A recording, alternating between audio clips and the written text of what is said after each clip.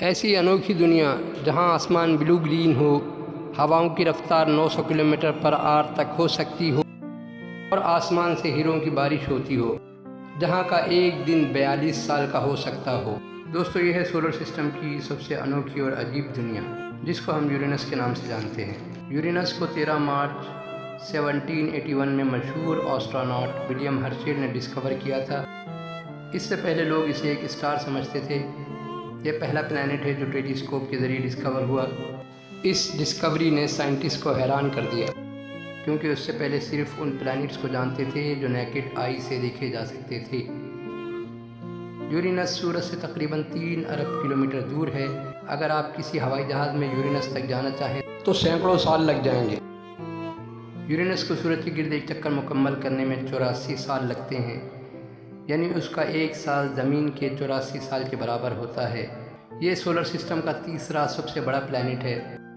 اس کا dia metre لگ بھگ 51,000 کلومیٹر ہے، جو زمین سے 4 گنا بڑا ہے۔ لیکن یورینس جوپیٹر یا سیٹرن کی طرح گیس جائنٹ نہیں ہے، بلکہ یہ آئس جائنٹ ہے۔ آئس جائنٹ کا مطلب یہ نہیں کہ وہاں برفیلی سطح ہے۔ اس کا مطلب ہے کہ اس کے اندر امونیا اور میتھین گیسز بہت زیادہ مقدار میں موجود ہیں۔ یورینس کا ایٹماسفیئر زیادہ تر ہائیڈروجن اور ہیلیم پر مشتمل ہے، لیکن اس میں میتھین گیس بھی موجود ہے۔ میتھین گیس سورج کی نیلی روشنی کو ریفلیکٹ کرتی ہے، اس وجہ سے یورینس ہمیں بلو گرین نظر آتا ہے۔ یہاں ہواؤں کی رفتار 900 کلومیٹر پر آور تک ہو سکتی ہے۔ ٹیمپریچر اتنا کم ہے کہ یہ سولر سسٹم کے سب سے ٹھنڈے پلانٹس میں شامل ہے۔ یہاں ٹیمپریچر -224 ڈگری تک گر جاتا ہے۔ اب ایک دلچسپ سوال کہ کیا یہاں سمندر، دریا، پہاڑ یا جنگل ہیں؟ تو اس کا جواب ہے نہیں، کیونکہ یہ سب چیزیں تب بنتی ہیں جب کوئی سالڈ زمین ہو، جو یورینس کے پاس نہیں ہے۔ لیکن سائنٹسٹ کا خیال ہے کہ اس کے اندر بہت گہرائی میں پانی، امونیا اور دوسرے کمپاؤنڈ کے مکسچر کی ایک بڑی لیکوڈ لیئر موجود ہو سکتی ہے۔ یعنی اگر آپ کشتی یا شپ چلانے کے لیے سمندر ڈھونڈ رہے ہیں تو یورینس پر ایسا کچھ نہیں۔ یورینس کے اندر کا اسٹرکچر بہت عجیب ہے۔ جیسے جیسے ہم یورینس کے اندر کی طرف جاتے ہیں تو پریشر اور ٹیمپریچر بڑھتا جاتا ہے۔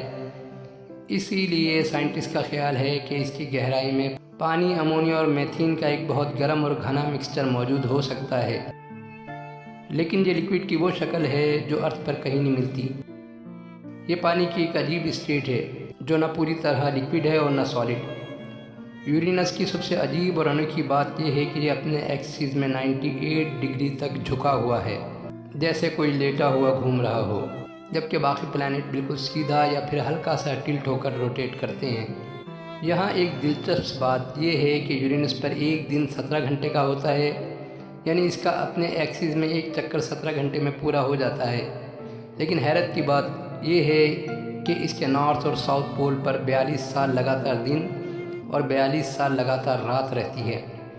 سوال یہ پیدا ہوتا ہے کہ ایسا کیوں ہے؟ اس کا راز اس کے زبردست جھکاؤ میں چھپا ہوا ہے۔ یورینس کیونکہ 98 ڈگری جھکا ہوا ہے، جس کی وجہ سے ایسا لگتا ہے جیسے اپنی سائٹ پر لیٹا ہوا سورج کے گرد گھوم رہا ہو۔ جب یہ اپنے 84 سال لمبے سفر کا آدھا حصہ طے کرتا ہے تو اس کا ایک پول مسلسل سورج کی طرف رہتا ہے اور وہاں 42 سال تک دن رہتا ہے۔ پھر جب یہ سفر کا دوسرا آدھا حصہ طے کرتا ہے تو وہی پول سورج سے دور ہو جاتا ہے اور وہاں 42 سال تک رات چھائی رہتی ہے۔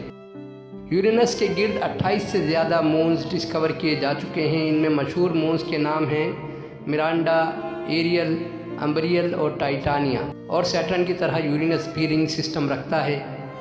13 رنگز ہیں جو 1977 میں ڈسکور ہوئی۔ یہ بہت ڈارک ہونے کی وجہ سے مشکل سے نظر آتی ہیں۔ اب آتے ہیں اس سوال پر جس نے یورینس کو فیمس بنا دیا ہے، کیا ریئل میں یورینس پر ڈائمنڈ کی بارش ہوتی ہے؟ سائنٹسٹ کے مطابق یورینس کے اندر بہت زیادہ پریشر اور ٹیمپریچر پایا جاتا ہے۔ میتھین گیس کے کاربن ایٹمز اتنے زیادہ پریشر میں ٹوٹ کر ڈائمنڈ کرسٹل بنا سکتے ہیں۔ یہی ڈائمنڈ نیچے کی طرف گرتے ہیں، بالکل بارش کی طرح۔ ابھی تک کسی اسپیس کرافٹ نے اس پروسیس کو مانیٹر نہیں کیا، لیکن لیب ایکسپیریمنٹ اس تھیوری کو سپورٹ کرتے ہیں۔ اسی لیے سائنٹسٹ سمجھتے ہیں کہ یورینس پر ڈائمنڈ کی بارش ہو سکتی ہوگی۔ تو دوستو، یورینس ایک ایسا پلانٹ ہے جہاں ڈائمنڈز کی بارش ممکن ہے۔ اس کی کوئی ٹھوس سطح نہیں، 900 کلومیٹر تیز ہوائیں چلتی ہوں اور یہ اپنی سائٹ پر بہت زیادہ جھکا ہوا ہے۔ تو کیسی لگی آپ کو ویڈیو؟